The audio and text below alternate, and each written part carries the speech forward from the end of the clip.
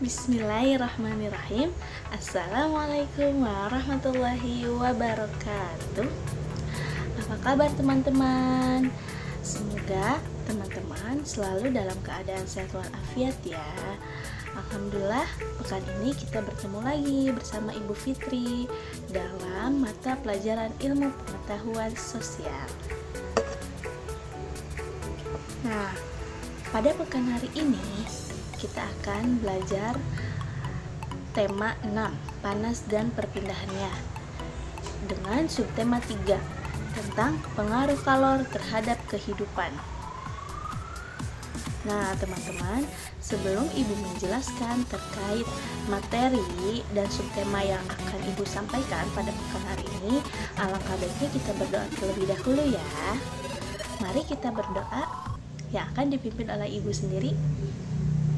Sikap berdoa, tangannya diangkat, kepalanya ditundukkan.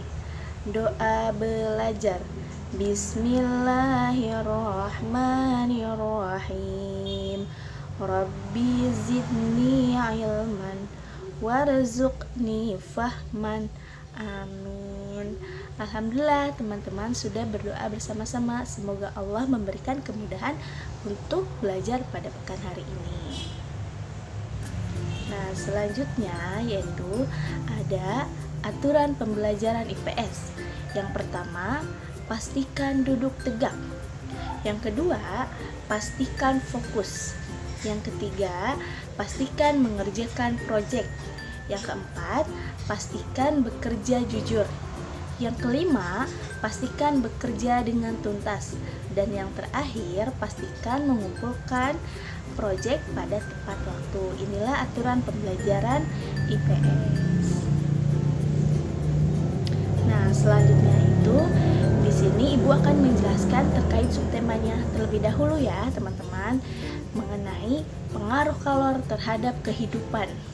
Nah, pemanfaatan kalor dalam kehidupan sehari-hari dapat kita jumpai dari peralatan rumah tangga yang ada di sekitar kita, yaitu yang pertama ada pemanfaatan kalor pada termos, pemanfaatan kalor pada setrika, pemanfaatan kalor pada panci, dan yang terakhir pemanfaatan kalor pada kulkas. Nah, 4 poin inilah yang terkait tentang subtema kita mengenai pemanfaatan kalor dalam kehidupan sehari-hari.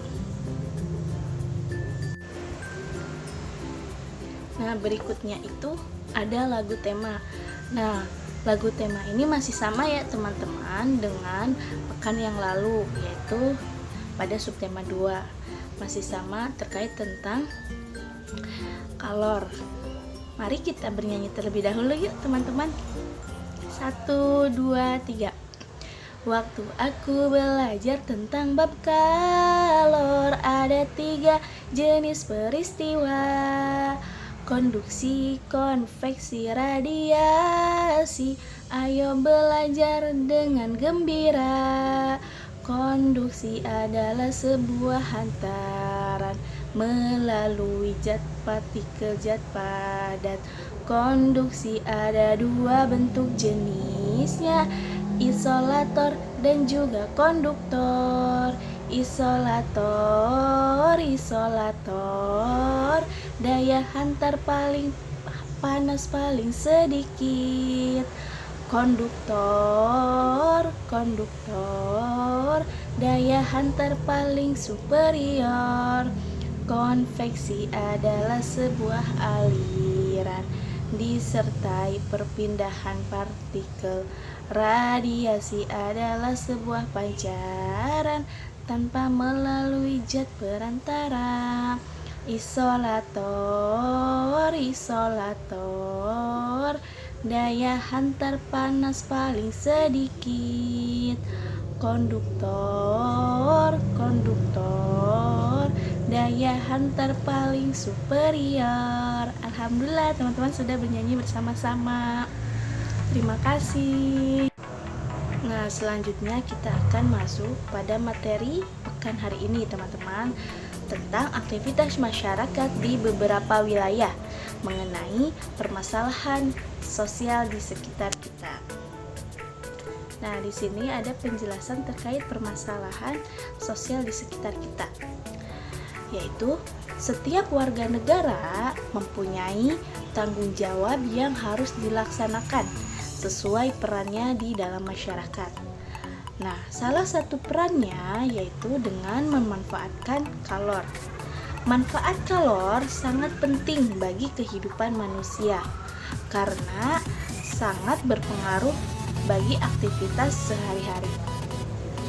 Setiap aktivitas masyarakat, baik kecil maupun besar, pasti akan mempengaruhi dan membawa perubahan terhadap lingkungannya. Nah, perubahan tersebut salah satunya ialah dengan terjadinya permasalahan sosial.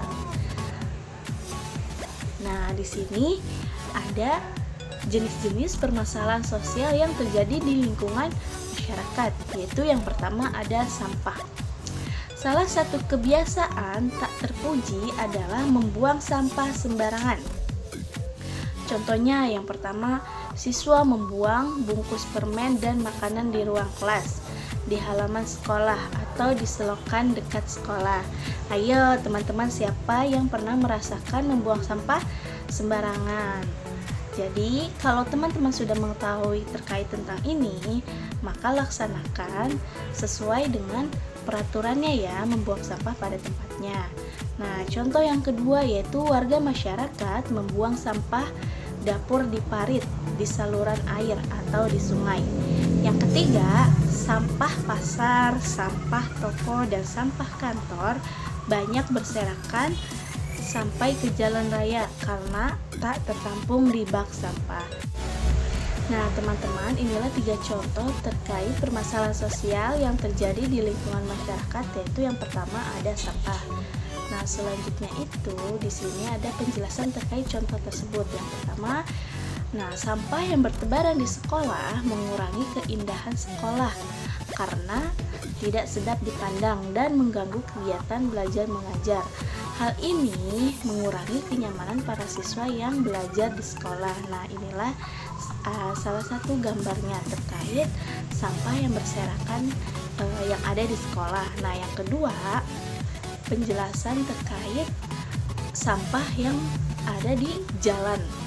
Nah, sampah yang berserakan di jalan raya mengakibatkan jalan tampak sempit. Nah, terus jalan menjadi kotor dan licin. Arus lalu lintas kendaraan menjadi tidak lancar dan membahayakan para pengguna jalan.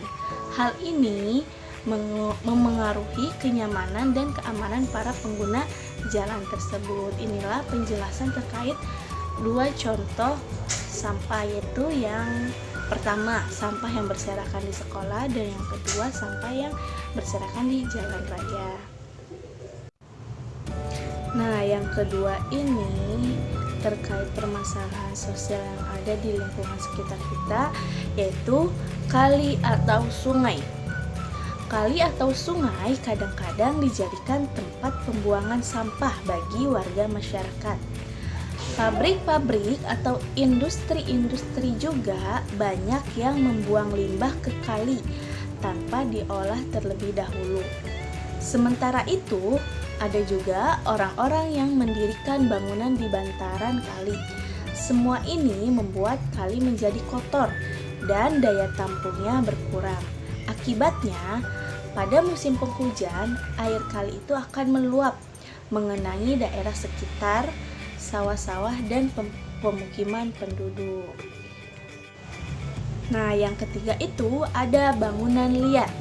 Bangunan liar sering kita jumpai berada di atas saluran air, di trotoar, di taman-taman kota, dan di kolong-kolong jalan layang. Pada umumnya, bangunan liar berupa bangunan sementara yang didirikan di tempat yang tidak seharusnya. Hal ini akan menyebabkan masalah kesehatan dan kebersihan lingkungan yang menimbulkan ketidaknyamanan masyarakat pada umumnya. Nah, inilah salah satu gambar terkait adanya bangunan liar. Yang keempat yaitu ada kemacetan lalu lintas. Kemacetan lalu lintas sering terjadi pada saat jam berangkat sekolah atau jam berangkat kerja. Salah satu penyebab kemacetan lalu lintas antara lain banyak pengguna jalan yang tidak melakukan kewajibannya untuk menaati aturan lalu lintas.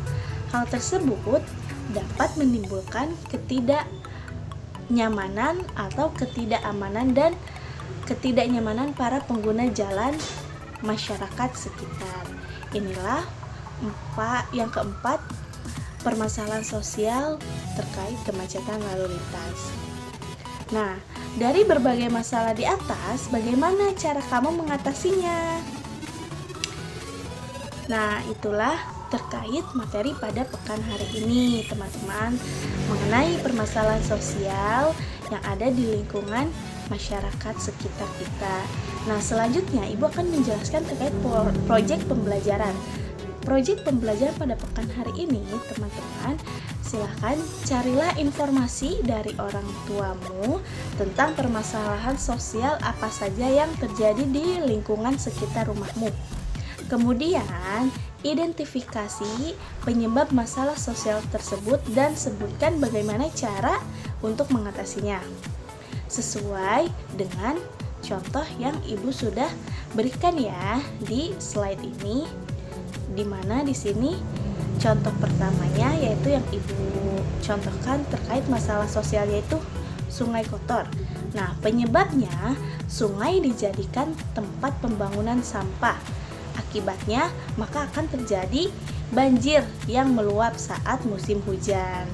Nah, bagaimana sih usaha untuk mengatasinya? Yaitu membuang sampah pada tempat yang telah disediakan. Inilah proyek pembelajaran pada pekan hari ini ya, teman-teman. Nah, selanjutnya yaitu ada kesimpulan. Kesimpulan pada materi pekan ini yaitu ada banyak permasalahan yang terjadi di sekitar kita. Contohnya ialah banyaknya sampah di sekitar kita, adanya bangunan liar dan kemacetan lalu lintas.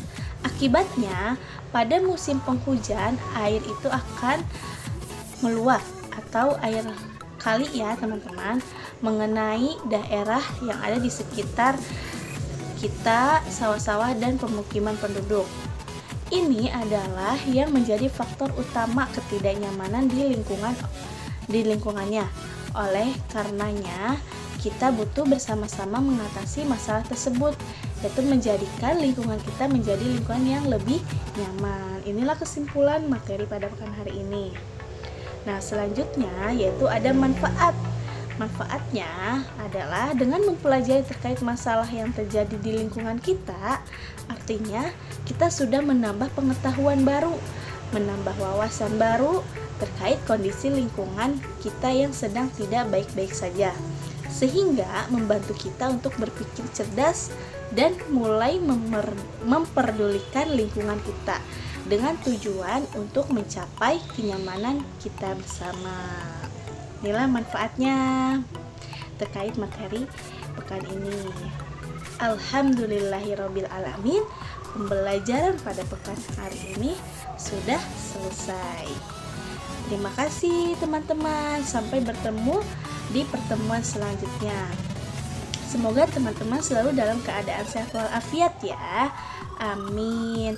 Wassalamualaikum warahmatullahi wabarakatuh.